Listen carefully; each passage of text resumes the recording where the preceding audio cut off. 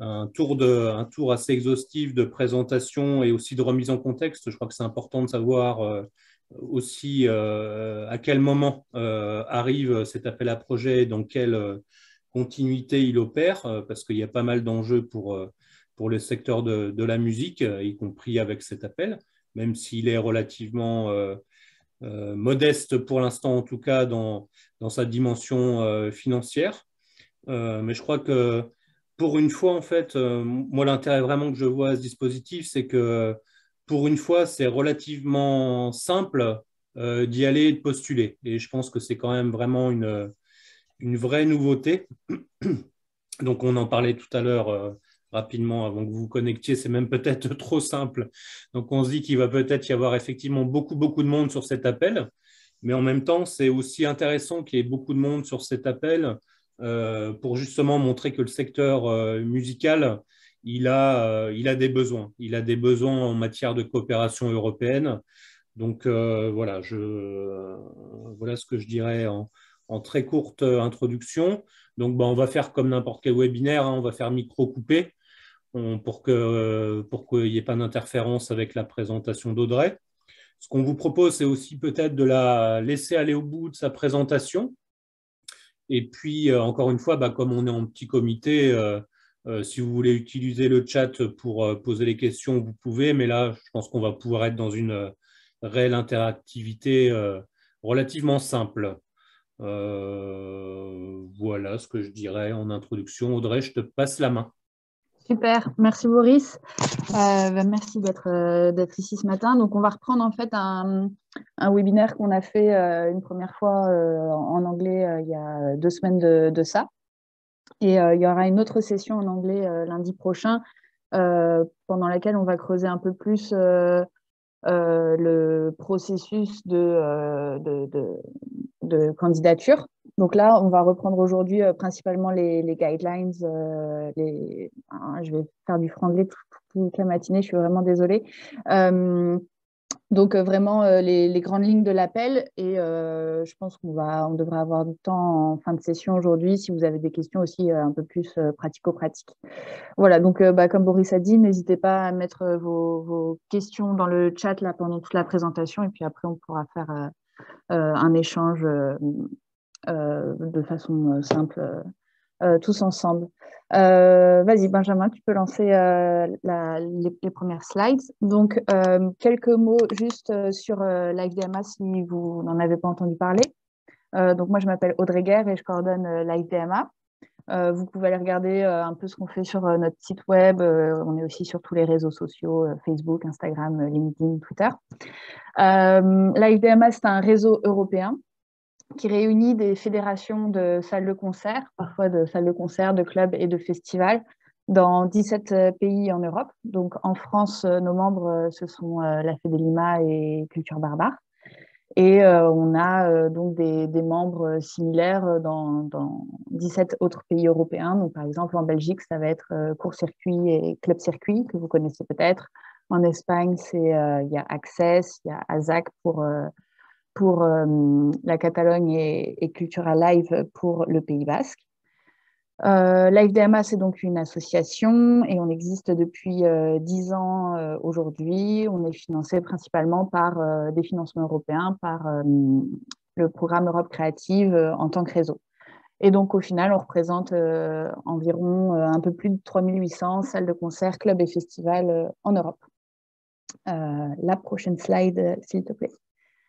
Alors, quelles sont nos missions? De façon très générale, en fait, on est là pour améliorer les conditions de la musique live en Europe et de représenter la voix de nos membres auprès d'institutions européennes et internationales, donc le Parlement européen, la Commission européenne, aussi plus récemment l'OMS sur les questions de réglementation sonore, et aussi auprès d'autres réseaux européens qui représentent d'autres parties, d'autres morceaux du secteur, les labels, les artistes. Voilà, ça peut être aussi les conservatoires, les bureaux export, etc. Donc, nous, notre objectif avec Musique Air, ça va être de mettre en place des opportunités de financement de financement européens qui sont le plus adaptés aux besoins de nos membres, donc les salles de concert de façon globale et les petites et moyennes structures plus spécifiquement. Et dans un deuxième temps aussi de rendre ces financements accessibles au plus près de nos membres à travers des sessions d'information comme aujourd'hui, mais aussi en poussant les institutions européennes à développer des procédures administratives simplifiées. La prochaine slide, s'il te plaît. Alors, je suis aussi la vice-présidente du Conseil européen de la musique, donc European Music Council, qu'on appelle aussi EMC. Le Conseil européen de la musique, c'est un autre réseau européen, donc c'est le même statut que l'HDMA, mais qui va rassembler le secteur de la musique d'une façon un peu plus large. Donc l'HDMA est membre du EMC, comme des réseaux d'écoles de musique, d'orchestres, de chorales. Ils ont des réseaux européens, aussi des associations nationales et des membres individuels qui font partie du Conseil européen de la musique. Donc, ils ont différents statuts de membres. Et je suis ici aujourd'hui pour vous parler donc, de Music Air, qui est coordonnée par le Conseil européen de la musique.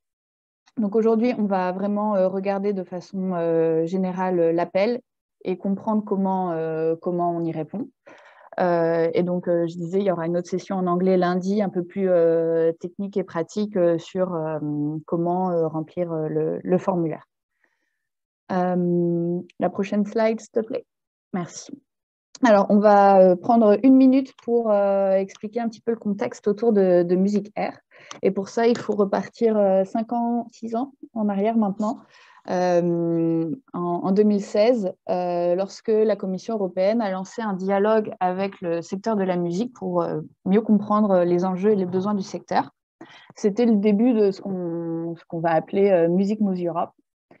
Et donc, Music Moves Europe, MMI, c'est donc un programme pilote de l'Union européenne dédié au secteur de la musique. Jusqu'à présent, il est géré à travers le programme Europe créative de la Commission européenne, avec l'ambition peut-être de s'émanciper un jour des appels culture d'Europe créative, pour avoir un programme dédié musique, comme il y a par exemple un programme dédié média pour tout le secteur audiovisuel.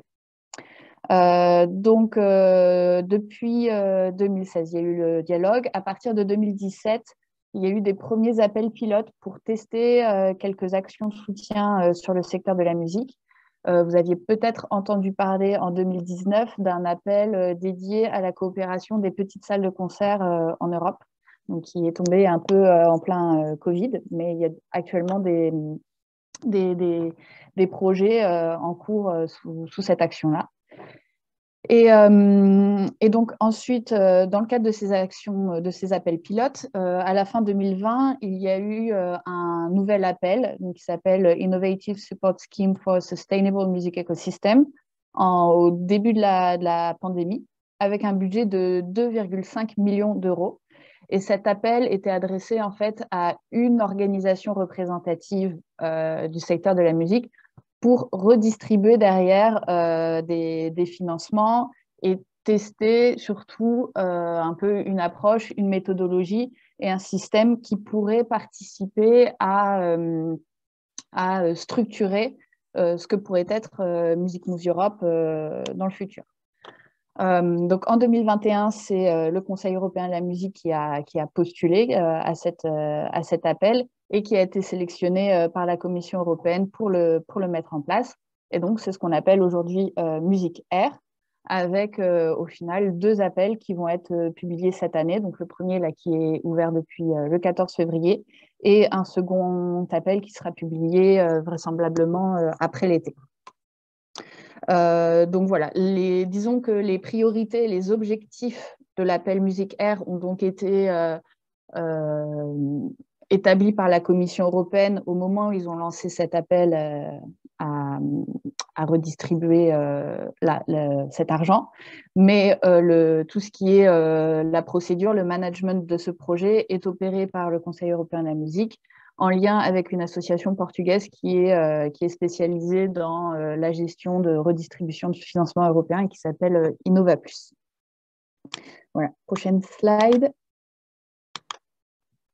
Donc, quels sont les grands objectifs de Music Air? Le premier objectif, c'est la réponse à la crise Covid. Il y a plusieurs rapports qui sont sortis, notamment des rapports qui ont été faits par le LIFE-DMA, qui montrent à quel point le secteur de la musique et le spectacle vivant en général ont été l'un des secteurs les plus impactés par la crise.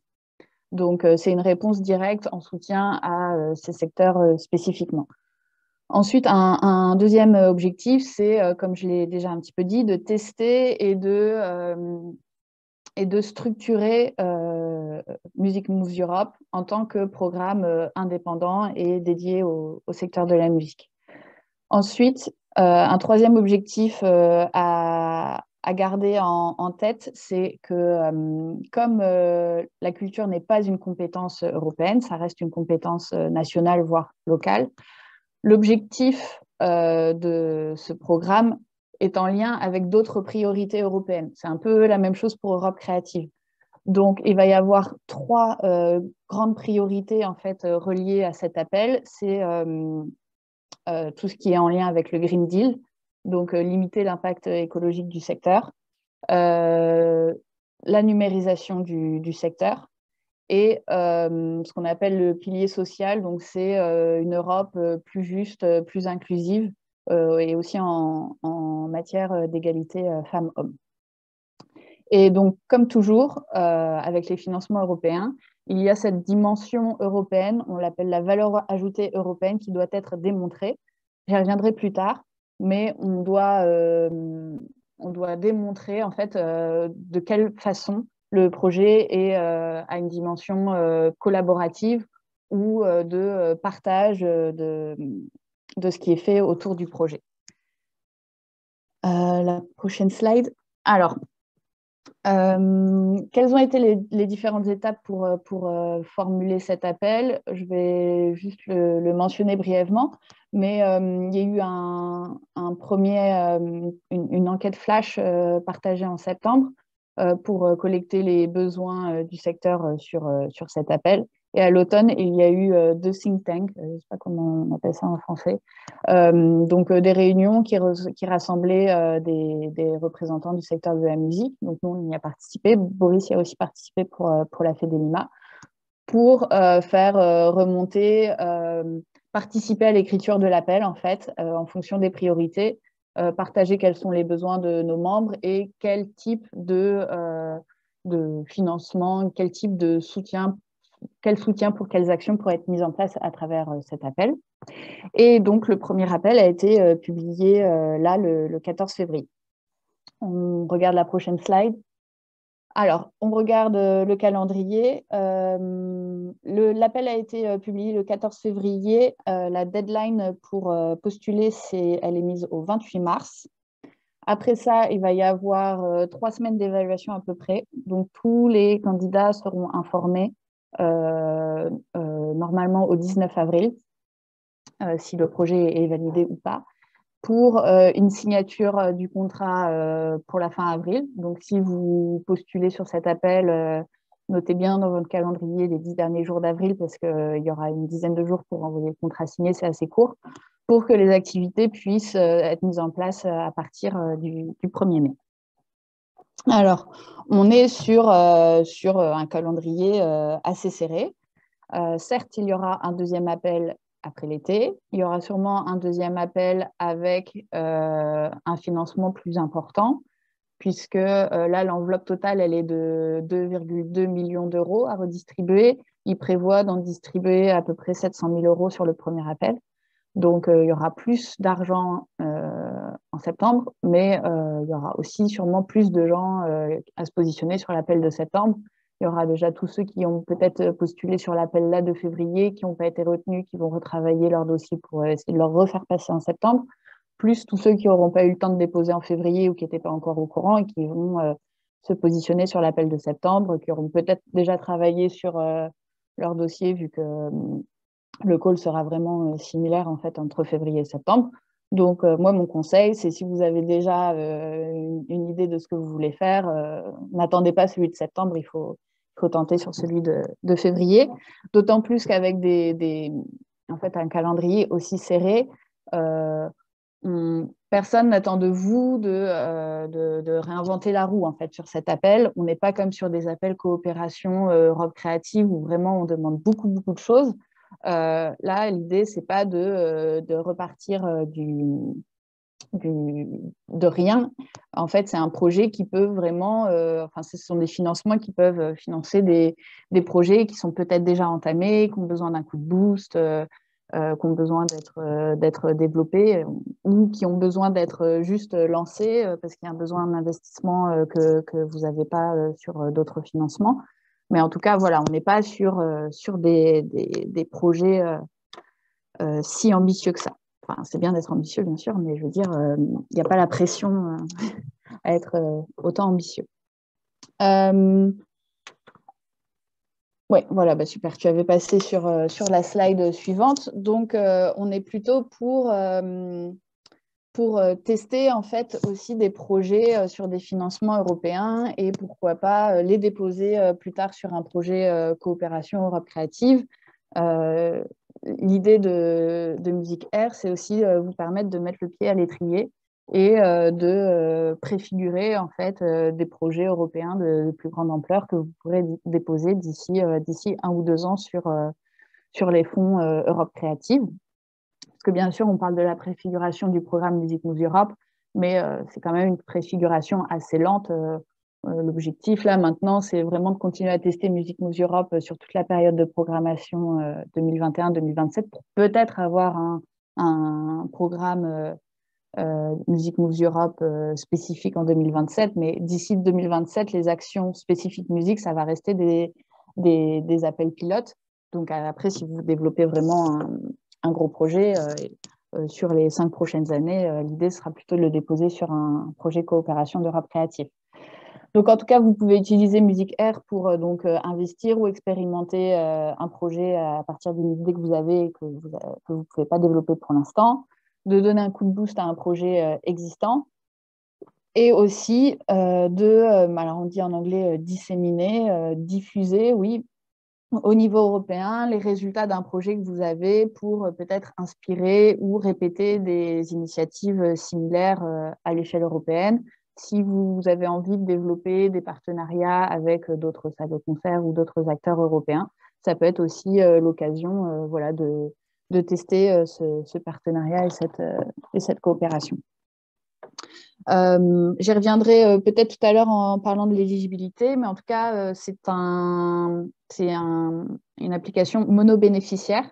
C'est-à-dire qu'il n'y a pas besoin d'avoir un partenariat pour postuler. Vous pouvez postuler tout seul, mais il faudra quand même réussir à démontrer d'une certaine façon la nature collaborative de vos activités. Mais le fait d'être monobénéficiaire, c'est vraiment pour simplifier d'un point de vue administratif la procédure. C'est-à-dire que vous n'aurez à entrer que les informations relatives à votre organisation. Donc, le périmètre des appels à projets, il y a 3 niveaux de financement, 15 000, 30 000 ou 55 000 euros. L'idée, là, ça va être de financer entre 15 et 20 projets sur ce premier appel. Ce qui est important de savoir, c'est que tous les projets européens, ce sont des cofinancements, donc il faut toujours apporter aussi un peu de financement propre. Ici, on est sur un cofinancement vraiment intéressant parce que c'est 90-10, donc il faut apporter 10% sur le projet. Donc, par exemple, si vous postulez sur le 55 000 euros, en gros, il faut que vous apportiez un petit peu plus de 6 000 euros pour avoir le montant d'un projet total de 61 000 euros. La plupart des projets européens sont maintenant sur du forfait, donc je vais revenir tout à l'heure. Et ce qui est important aussi à savoir ici au niveau du budget, c'est qu'il y a toujours un préfinancement. Donc là, il y aura 50% du financement du projet qui sera débloqué sur les 30 premiers jours du projet. Mais le reste est payé à la fin du projet. Donc, en termes de trésorerie, il faut pouvoir assurer 50% du budget en fait, que vous demandez. Et la durée des projets est de 10 mois. La prochaine slide. Donc, on va revenir rapidement sur les 3 priorités de l'appel. Quand vous répondez à l'appel, il faut sélectionner au moins une des 3 priorités. Vous n'êtes pas obligé de sélectionner les 3. Vous pouvez si vous voulez, mais vous n'êtes pas obligé. Donc, le premier, c'est toute la dimension écologique. Le lien avec la crise Covid, c'est que c'est quand même un enjeu. La crise climatique, c'est un enjeu qui a été identifié comme le plus important devant nous suite à cette crise Covid. Et avec pas mal d'activités qui ont été mises à l'arrêt pendant la pandémie, comment est-ce qu'on accompagne les projets pour redémarrer autrement? Donc, il y a 2 axes principaux. C'est ce qui est réduire l'empreinte carbone d'un côté, et aussi comment est-ce qu'on met en place des actions collectives et comment on raise awareness. Attends, je regarde. Comment tu as traduit ça, Benjamin? Sensibiliser et mener des actions collectives. Voilà. Alors, il y a à chaque fois dans l'appel des exemples d'activités éligibles. Ce sont des exemples et vous pouvez imaginer d'autres activités, mais c'est pour éclairer un peu et comprendre quel type d'actions peuvent être financées. On est ça peut être sur de la certification, ça peut être mettre en place des méthodologies, des stratégies de transition pour vos structures. Ça peut être des ateliers, du mentorat, de la formation. Ça peut être des activités plutôt de plaidoyer aussi ou de co-construction de politiques publiques. Ça peut être des campagnes de communication, ça peut être des études pour mesurer l'empreinte carbone, etc. C'est vraiment large. La deuxième priorité, donc c'est sur tout ce qui est le numérique, le digital, c'est une grosse priorité européenne qui est dans le secteur de la musique live ne se saisit pas totalement parce que c'est pas forcément les premiers besoins, mais il y a d'autres secteurs, notamment tout ce qui est musique enregistrée, etc., pour qui c'est vraiment un gros challenge. On est en lien ici avec l'idée du marché commun numérique en Europe. Donc, améliorer l'accessibilité au contenu pour tous les Européens, créer aussi des plateformes et des solutions, créer un peu des champions européens. Donc ça, c'est la grosse priorité européenne sur cet enjeu-là. Là, à travers l'appel Musique Air, on est plutôt justement soutenir des plus petits acteurs à comment est-ce qu'on s'adapte justement à des pratiques qui évoluent avec le numérique et comment on développe aussi des solutions qui prennent en compte les questions de la rémunération, de la data, de la diversité en ligne, comment on fait attention aussi à cette responsabilité numérique en termes de développement durable et les aspects éthiques qui y sont liés. Et là encore, en termes d'activités possibles, on est sur un large panel. Ça va de la formation, ça va sur le test peut-être de nouveaux outils, sur des stratégies aussi de développement des publics en numérique, du live streaming, etc. Et aussi sur de l'échange de bonnes pratiques au niveau européen, sur ce qui se fait, etc. Enfin, la troisième priorité, donc une relance juste et résiliente. On est plutôt ici sur le chapitre de la reconnaissance de la valeur culturelle et sociale en fait, des acteurs de la musique. Alors, il y a cet aspect-là d'un côté, et puis il y a aussi l'aspect comment est-ce qu'on garantit des conditions de travail justes dans le secteur de la musique, notamment par rapport aux artistes sur scène, au développement des artistes émergents. Donc, c'est un chapitre assez large, en fait, qui, je pense, pour les salles de concert en France, englobe à la fois les activités d'action culturelle et d'accompagnement artistique. qui peut aussi concerner des initiatives par rapport à l'égalité femmes-hommes ou à des initiatives qui concernent la diversité musicale au sens large. Ça peut aussi englober des actions sur le dialogue avec les autorités locales, la reconnaissance de nos lieux dans leur environnement local, donc que ce soit rural ou urbain.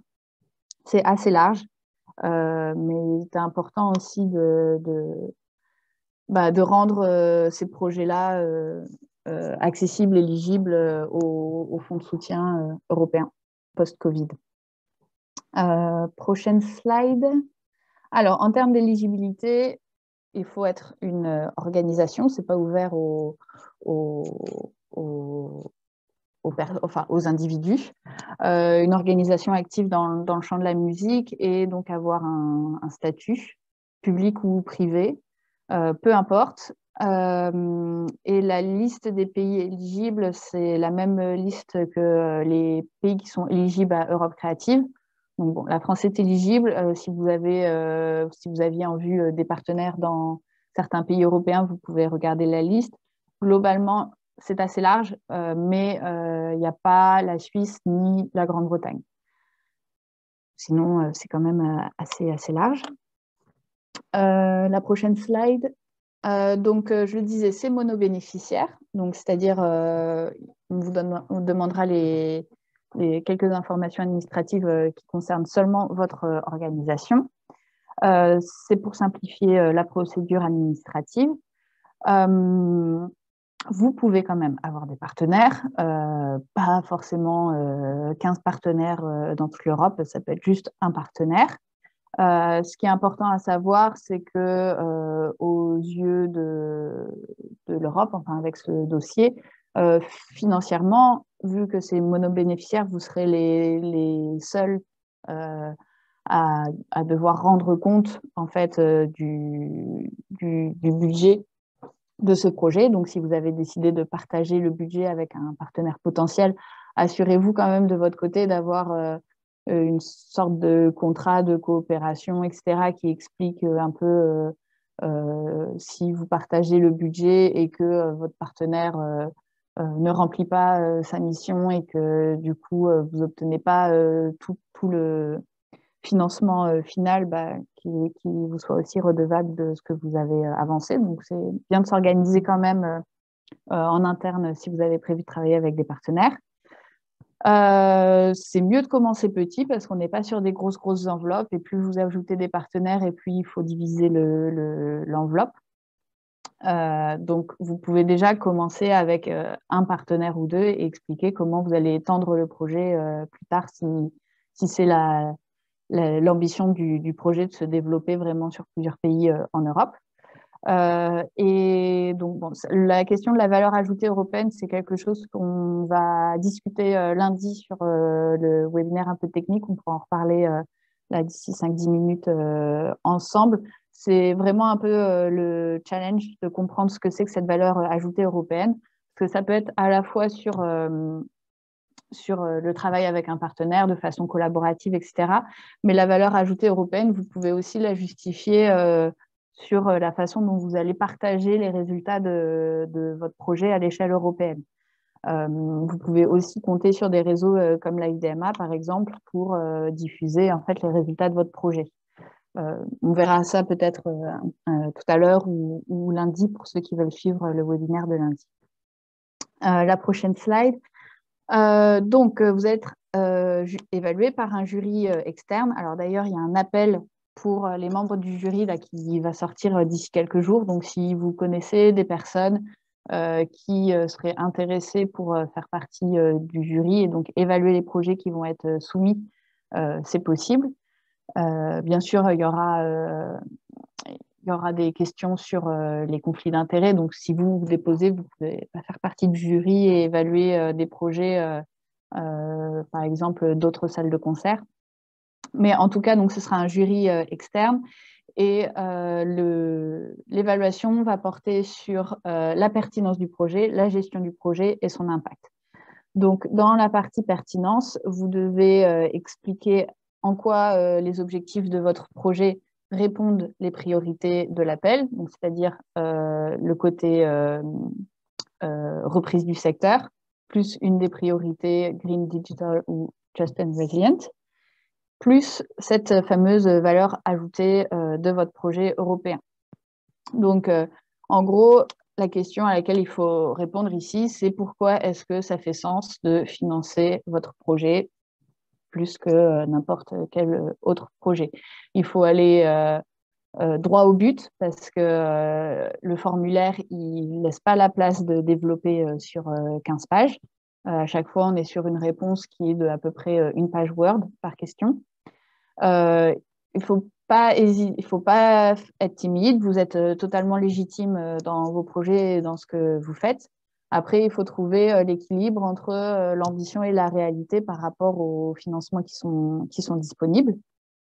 Et quand on parle de pertinence, en fait, on n'est pas sur la pertinence des projets artistiques. Ça, c'est vous qui êtes les experts là-dessus et ce n'est pas le jury qui va juger si votre projet artistiquement il est valide ou pas. En fait, c'est vraiment la pertinence du projet en soi. Donc, il faut donner au jury l'envie de croire en votre projet et de montrer en quoi le projet il est pertinent aujourd'hui et par rapport à cet appel. Le deuxième point, c'est sur le management du projet. Donc ici, c'est là où on rentre dans le projet concrètement. C'est quoi les activités, c'est quoi le calendrier et c'est qui l'équipe qui va s'en charger. Là, la question en fait à laquelle vous devez répondre, c'est pourquoi est-ce que c'est sécure pour les institutions européennes d'investir de l'argent dans votre projet et leur garantir qu'en fait vous allez bien l'utiliser. Ici, c'est pareil, c'est un petit peu plus d'une page Word pour expliquer tout ça. Donc, la façon, à mon avis, dont vous présentez, la façon dont vous présentez votre organisation, c'est déjà un bon indice pour savoir de quelle façon vous vous organisez. Donc, il ne faut pas hésiter à mentionner les outils aussi de management que vous utilisez, etc. Il faut être précis et vraiment plutôt là, donner confiance sur le management de votre projet. Enfin, la dernière partie, donc l'impact qui vaut moins de points. En fait, tout ça, c'est noté sur 100. Donc, la pertinence, c'est sur 50 points. C'est beaucoup. Le management du projet, c'est 30 points. Et l'impact, c'est 20 points. Mais c'est 20 points qui peuvent faire la différence et où vous expliquez à la fois votre stratégie de communication et la stratégie de dissémination. Donc, comment est-ce que votre projet va contribuer à l'ensemble du secteur et à qui est-ce qui va bénéficier exactement. Donc là, vous pouvez aussi indiquer des éléments sur comment est-ce que vous allez évaluer votre projet, qu'est-ce qui, selon vous, fera que le projet est un succès ou non. Donc, n'hésitez pas sur cette partie, rappelez-vous que le projet peut devenir en fait aussi un exemple pour les futurs financements européens pour financer des initiatives similaires en Europe. Un autre point, c'est anticiper les résultats, c'est aussi anticiper les risques. Donc, c'est bien aussi d'expliquer quels sont les risques potentiels et comment est-ce que vous allez mettre en place des mesures pour éviter ces risques et quelles mesures vous allez mettre en place si jamais ces risques si ces risques se font réalité. Et donc voilà, donc c'est une partie qui est plus courte, mais à ne pas sous-estimer. Rapidement sur le budget, donc j'ai expliqué que c'était un cofinancement. Le budget est vraiment simplifié, c'est-à-dire on vous demande le formulaire Excel, on vous demande les coûts personnels, les coûts de subcontracting, donc c'est de sous-contractualisation, c'est plus ça le terme en français. Sous-traitance, je pense. Sous-traitance, merci. Les coûts liés à la mobilité, sachant que vous n'êtes pas obligé de faire de la mobilité sur ce projet-là. En gros, voilà. Donc, Sur le forfaitaire, c'est-à-dire vous allez détailler vos activités, donner un budget prévisionnel. Et ensuite, comment ça se passe au moment du reporting dans un an? C'est si vous arrivez à démontrer que vous avez réalisé toutes les activités que vous aviez prévues comme prévu, eh ben, vous aurez le budget que vous aviez demandé. Il n'y a pas de vérification de chaque facture de coût réel. Ça ne veut pas dire qu'il ne faut pas garder les factures, etc. Déjà, j'imagine qu'il faut le faire pour votre comptabilité à vous, perso. On est toujours soumis à potentiellement un audit européen 5 ans après la fin du projet où on peut vous demander de regarder les factures, etc. Mais en tout cas, le reporting financier sera simplifié. Donc, il faut quand même donner des chiffres le plus près possible de la réalité, et tout en sachant que si jamais vous dépensez plus que ce que vous aviez annoncé, Musique Air ne couvrira pas les coûts supplémentaires. Donc, en ce qui concerne les coûts d'équipe, enfin de personnel, en général, il faut se référer au droit du travail. On demande souvent de donner un nombre de jours de travail sur l'année et un montant journalier, en fait. Pour les déplacements, nous, ce qu'on fait, ce que fait la plupart des réseaux européens, c'est on prévoit 300 € par déplacement par personne, 100 € par nuit d'hôtel et 50 € pour couvrir les 3 les 3 repas de la journée par participant. Et pour tout ce qui est la sous-traitance, c'est quand même, en général, on peut sous-traiter des missions parce que c'est pas la mission principale de l'équipe qui postule sur le projet, mais souvent c'est pas très bien perçu de sous-traiter en fait par exemple des tâches de management de projet, etc. Si vous postulez, ce sera plutôt à vous d'effectuer ces tâches et ces missions-là, et donc de sous-traiter des choses que vous ne pouvez pas faire, du catering, du graphisme, etc. Et il faudra expliquer comment est-ce que... il faut dire que vous faites plusieurs devis et que vous sélectionnez les devis et comment est-ce que vous les sélectionnez. Donc, il peut y avoir les critères financiers, mais si vous avez un projet, par exemple, un catering et que vous avez une charte en ce qui concerne le développement durable, etc., vous pouvez aussi expliquer que vos critères de sélection, ce n'est pas seulement sur le coût financier, mais aussi sur des critères plutôt écologiques qui permettent de choisir tel prestataire plutôt qu'un autre. En fait, tout est possible au niveau du budget tant que c'est bien justifié et que ça fait sens par rapport à vos activités. Et faites juste attention, si vous avez d'autres financements européens, de ne pas financer 2 fois une même activité ou un même salaire avec 2 financements européens. Ça, c'est interdit. Voilà. La dernière slide vous envoie vers le site de Musique Air. C'est là où vous trouverez l'appel officiel ainsi que le formulaire pour répondre à cet appel. C'est un formulaire en ligne et il n'est qu'à cet endroit-là. Donc, si vous le voyez ailleurs, c'est bizarre. La deadline, c'est le 28 mars à 13h. Je vous conseille de le faire un petit peu avant parce qu'on n'est jamais à l'abri d'un petit problème technique et ça peut toujours être stressant en dernière minute. Donc voilà, prévoyez plutôt de le faire la veille, c'est mieux. Et voilà, normalement, ça devrait rouler. Donc, je vous laisse peut-être 2-3 minutes. Si vous avez des questions, ou enfin, si vous en avez tout de suite, allez-y. Mais si vous voulez que je revienne sur certains points, n'hésitez pas. Merci Audrey, en tout cas, pour cette présentation très, très détaillée et très pratique. On va voir si des mains se lèvent, hein. Allez-y, n'hésitez pas. Vas-y Laurent. Hello tout le monde. Merci Audrey pour la présentation. Et, au niveau de la liste des pays, à un moment donné qu'on voit sur la slide, ça veut dire qu'on peut par exemple faire un projet avec une dimension de coopération, par exemple avec la Tunisie, et c'est considéré comme si on justifie bien comme une dimension européenne plus, mais en tout cas, c'est éligible dans le cadre de l'appel à projet. Oui, tout à fait. La Tunisie, c'est un pays partenaire du programme Europe Créative. Donc, c'est considéré comme un pays européen au sein de cet appel. Ouais. OK, merci. Est-ce qu'il y a d'autres mains qui se lèvent? J'avais une petite question. Vas-y, Élise.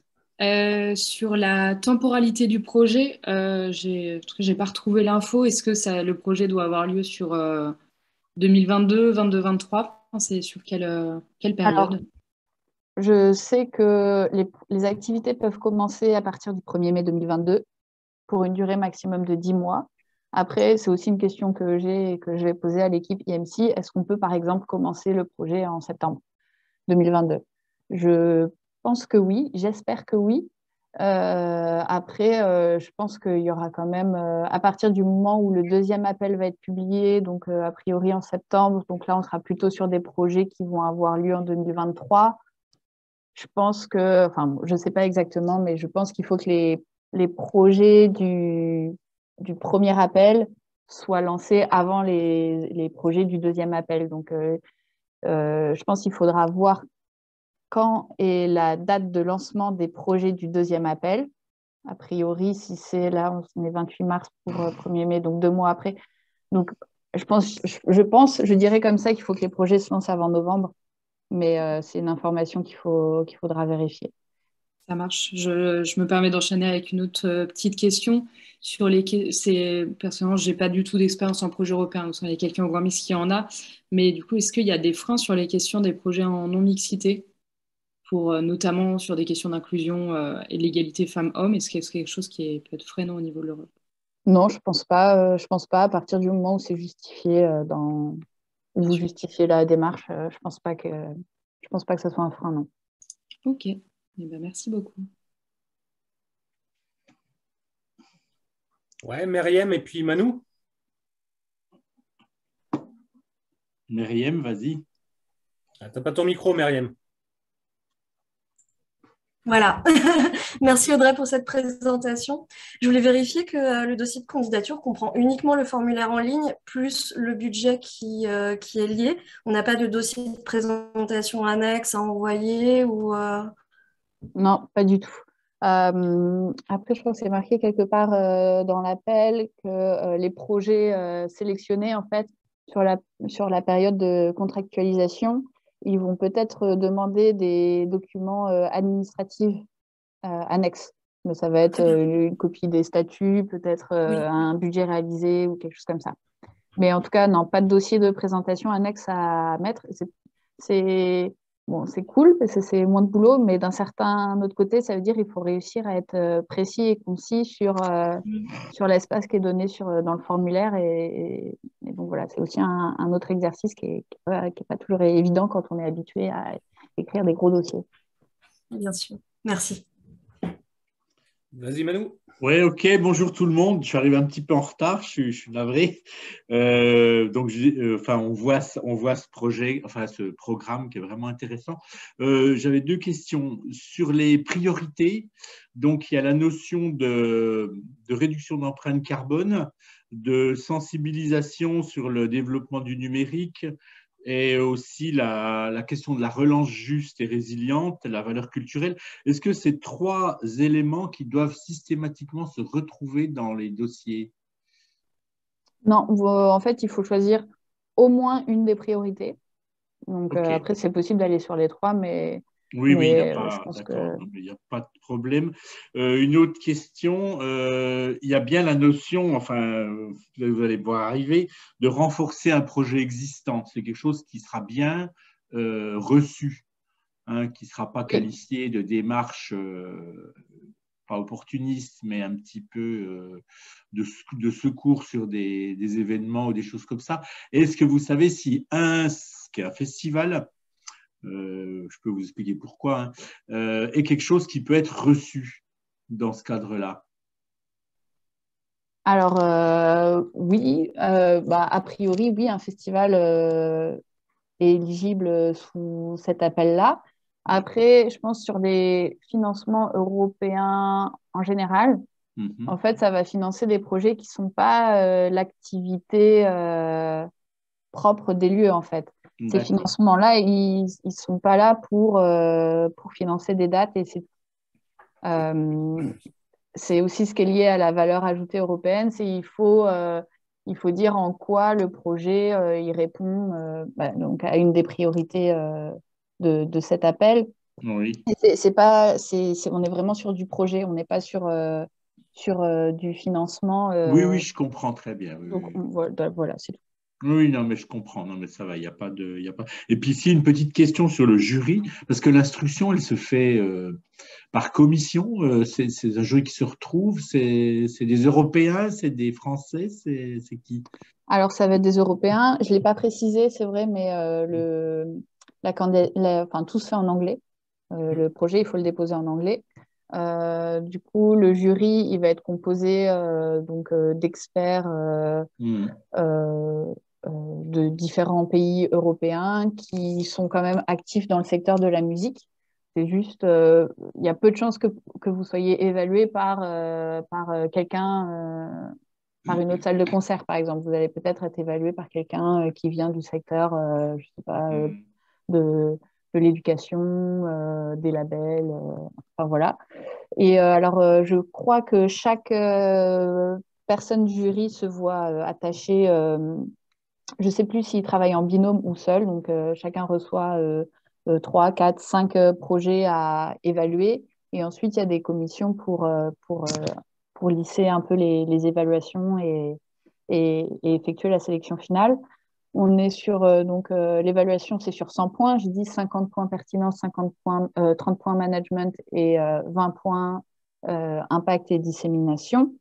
Et donc, ils mettent un certain nombre de points. Il faut avoir déjà au moins la moitié des points pour être recevable.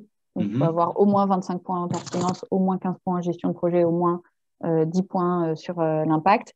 Et ensuite sont sélectionnés les projets qui ont eu les scores les plus hauts. Quoi. Bien sûr. Oui, ok. Ok, bah, j'aurais peut-être d'autres questions, mais je pense qu'il y en a d'autres aussi qui ont des questions à poser. Vas-y, Choi. Oui, j'aimerais, sans spoiler la visio de lundi, mais avoir quand même quelques indices sur la valeur ajoutée européenne qui, d'après ce que j'ai compris, est distincte des trois priorités. Est-ce que tu peux dire quelques mots là-dessus, s'il te plaît? Ouais. Benjamin, si tu veux, je vais juste montrer 2-3 slides de mon côté.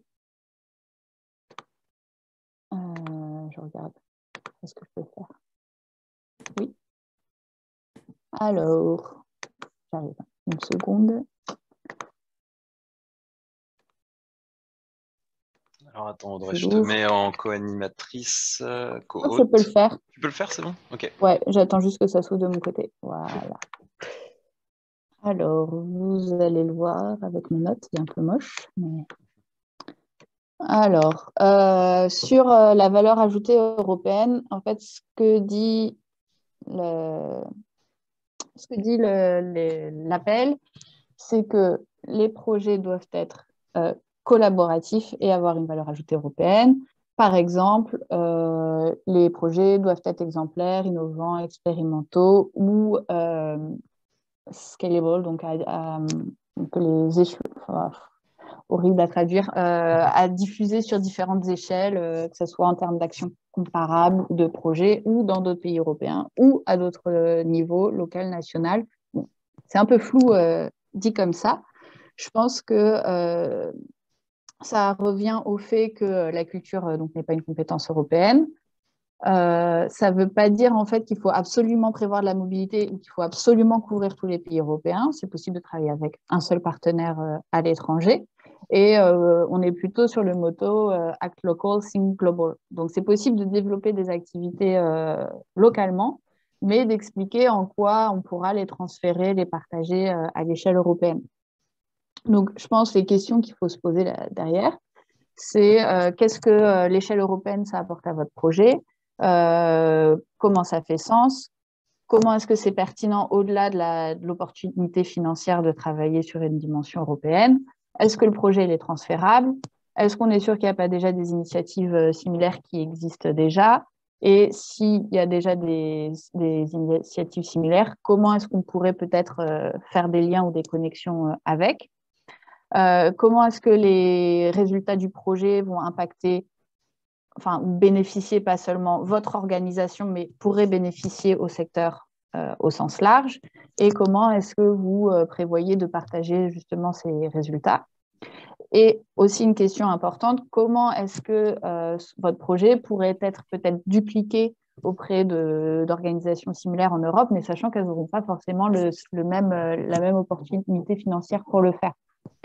Donc moi, de ce que j'ai lu déjà de gens qui ont partagé avec moi des idées, etc., c'est vraiment pas facile d'inclure ça dans le projet initial, mais je pense qu'il n'y a pas non plus en général besoin de tordre le projet dans tous les sens pour pouvoir y répondre. Par contre, si vraiment vous êtes incapable de répondre à aucune de ces questions, il faudra peut-être quand même envisager le fait que ce n'est pas le bon appel pour votre projet, quoi. Donc voilà, et donc des petites idées en fait sur qu'est-ce que ça peut être cette valeur ajoutée. Donc ça peut être travailler avec une organisation similaire dans un autre pays, mais ça peut être aussi travailler avec une autre organisation du champ musical ou même pas du champ musical sur votre projet. Ça peut être faire un partenariat avec une université, etc. En termes, donc ça c'est pour l'aspect plutôt collaboratif. Et sur l'aspect valeur ajoutée européenne, mais plutôt en termes de diffusion, dissémination. Donc, je l'ai dit que vous pouviez vous compter sur des réseaux européens, par exemple, qui vont pouvoir partager votre travail. Mais ça peut être aussi comment est-ce qu'on met en place des recommandations plutôt politiques. Par exemple, j'y pense notamment quand on parle de dupliquer un projet à une plus grande échelle. En fait, ça peut être compliqué de dire mon projet qui a été financé avec 50 000 euros, ça nous a permis de faire ça, et on vous met les outils disponibles pour le refaire. C'est bien, mais en fait, si les gens ils n'ont pas les 50 000 euros à côté, bah, il est fort probable qu'en fait, ils ne puissent pas mettre en place les mêmes actions. Mais une façon, en fait, justement, de partager ça, ça va être plutôt que, ou en plus de partager un toolkit avec, en mettant à disposition votre méthodologie de projet et en promouvant les résultats du projet, ça peut être adresser un rapport technique ou des recommandations à des autorités locales, nationales, européennes, pour dire, nous, on a testé ça, ça a bien marché grâce à ces financements-là. Donc maintenant, si ça fait partie de votre stratégie politique, etc., nous, on vous partage des recommandations pour que vous puissiez mettre en place tel financement sur telle échelle qui permettront donc aux structures sur ce territoire-là de développer des initiatives similaires. Et donc là-dessus, c'est là aussi où vous pouvez faire le lien avec des fédérations nationales, des fédérations régionales ou des réseaux européens pour aider à diffuser ces recommandations-là et ces recommandations à la fois techniques et plus politiques. Donc ça, par exemple, c'est un exemple de dissémination européenne où on n'est pas obligé de travailler sur tous les pays européens. Ça peut être travailler sur 2 territoires pour commencer. Ça peut faire partie aussi du projet, en fait, d'identifier quels sont les territoires sur lesquels vous allez pouvoir travailler, parce que bon, on est quand même sur des délais assez courts. Je pense que ça peut être entendu que vous n'ayez pas déjà un partenariat avec plein d'autres régions européennes. Mais dans ce cas-là, c'est bien de l'indiquer avec des indicateurs à peu près réalistes. Et je pense c'est bien de penser cette valeur ajoutée européenne-là tout au long du projet et pas seulement le prévoir pour la fin.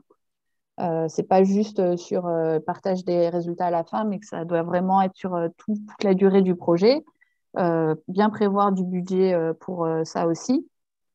Et prévoir ce qui s'appelle le risk assessment. Bon, alors ça, c'est quelque chose qu'on demande dès que vous mettez le pied dans les Europe créatives, coopération, etc. Là, ça ne vous est pas demandé, mais je pense que si vous mentionnez à un moment donné que vous avez identifié tel ou tel risque, par exemple par rapport à vos partenaires, d'indiquer ce que vous allez faire pour éviter que ce risque se passe et ce que vous allez faire au cas où ce risque se passe. C'est toujours bien à ajouter à votre dossier pour donner la confiance. Voilà, en bref, je vais arrêter le partage. J'espère que ça répond à la question et que ça embrouille pas trop. Si ça embrouille, il faut me le dire, comme ça je change d'ici lundi.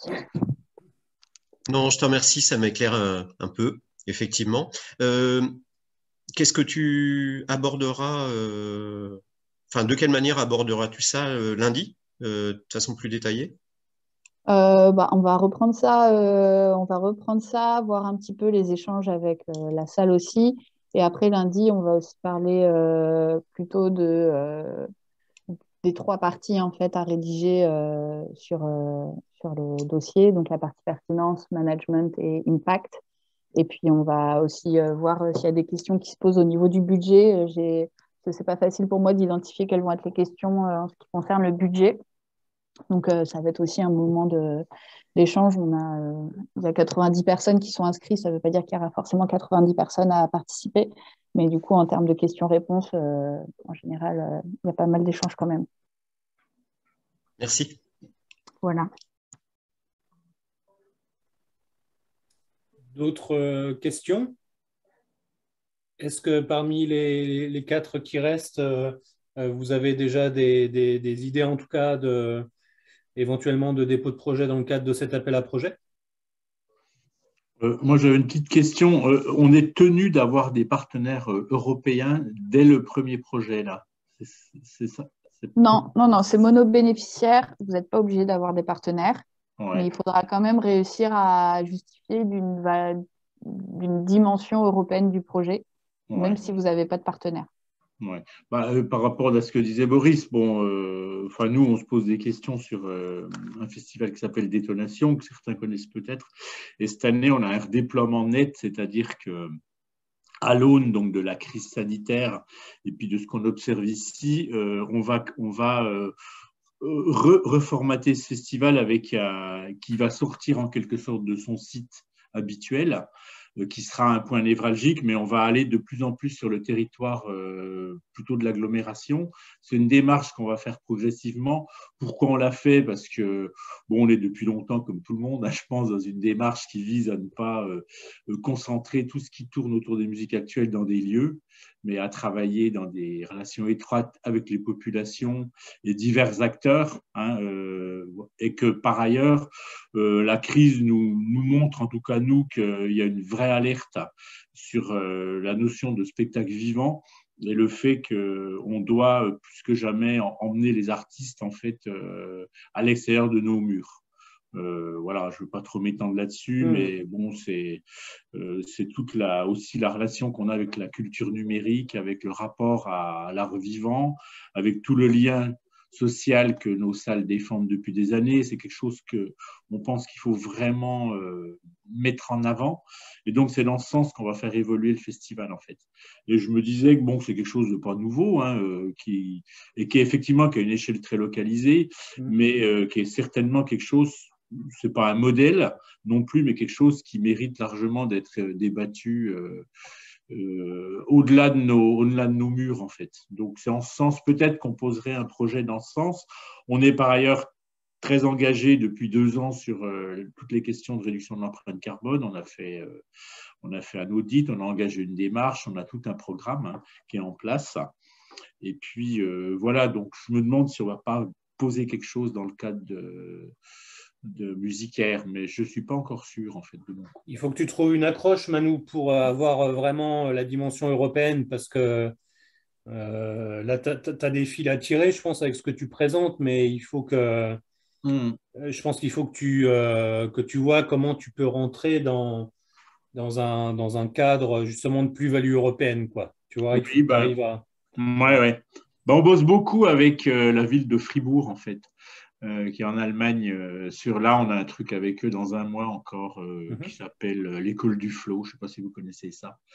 Voilà, donc c'est vrai que c'est des gens avec qui on travaille régulièrement. Donc, ça peut être une entrée par rapport à ça, effectivement. OK. Ouais, attention, la Suisse n'est pas éligible. Non, mais c'est Fribourg en Allemagne, excuse-moi. Ah, ok. Ok, oui, bon, oui, je sais. Bah, la Suisse, c'est bien dommage d'ailleurs, parce que par contre, on a des liens beaucoup plus évidents, mais c'est une autre affaire. Ouais. Ok, merci, ça va, j'ai assez d'infos. Yes, Myriam. Oui, Audrey, tout à l'heure, tu faisais allusion à la mobilité, donc que ce n'était pas forcément le cœur des projets, mais est-ce que ça peut en faire partie, la mobilité des artistes, par exemple? Oui, ça peut en faire partie. Il n'y a pas de souci, c'est juste personnellement, je pense qu'on est sur des petites enveloppes et la mobilité, ça peut vite être un gouffre sur votre budget. Donc, je pense qu'il faut quand même la limiter. Ce serait dommage que ça prenne une grosse partie de votre budget, mais encore, ça dépend du projet. Enfin, ça peut faire sens, notamment sur la priorité relance verte, là, où il y a quand même des grosses questions au niveau européen sur la mobilité des artistes et comment on repense la mobilité, des mobilités plus longues, avec peut-être de la mobilité des artistes qui est avec le développement des résidences de territoire, etc. Sur comment est-ce qu'on met des partenariats en place avec le train, avec les transports publics, etc. Donc, tout ça, ça peut être vraiment très, très pertinent sur le projet. Je vous déconseillerais d'organiser une activité qui va faire venir en avion 50 personnes différentes. Mais voilà, c'est tout. Entendu. Merci. Ok. D'autres choses, collègues? Non, je me posais une question par rapport à Europe Créative parce que la friche entrepôt avec laquelle je collabore bénéficie d'un dispositif. Alors, il faut que je creuse pour savoir à quel titre, quel cadre, mais pour ce qui est de l'idée, là, on a régulièrement, hors période Covid, une fois par an, des rencontres sous forme de workshops et de masterclass avec des divers artistes, jeunes artistes qui sont pas tous professionnels encore, pour un regroupement sur la friche durant une période de 10-15 jours, où là, il se passe tout un tas de mises en travail commun, création commune, voilà, et échange d'expériences. Je me disais que ça peut rentrer là-dedans. Et voilà, donc est-ce qu'il peut y avoir à un moment incompatibilité entre les différents dispositifs européens d'aide?